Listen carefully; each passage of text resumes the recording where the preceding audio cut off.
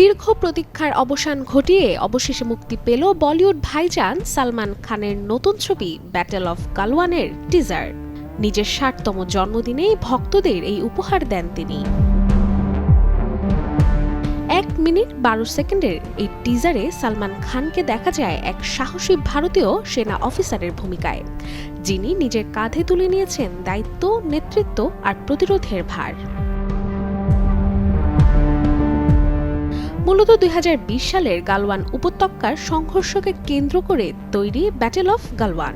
লাদাখের গালওয়ান ভ্যালিতে ভারত ও চীনের সেনাদের মধ্যে সংঘটিত যে সংঘর্ষে ১৫ জুন রাতে পরিস্থিতি ভয়াবহ আকার রূপ নেয়।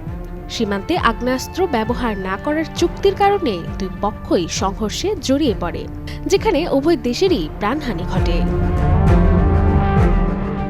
অপূর্ব লাখিয়া পরিচালিত ব্যাটল অফ গালওয়ান ছবিটি প্রযোজনা করেছেন সালমান খান ফিল্মস, যেখানে সালমানের সঙ্গে পর্দায় আরও দেখা যাবে চিত্রাঙ্গনা সিংকে।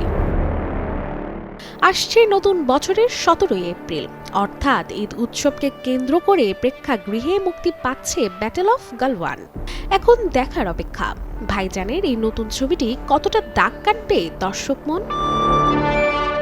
Desk report, channel 24।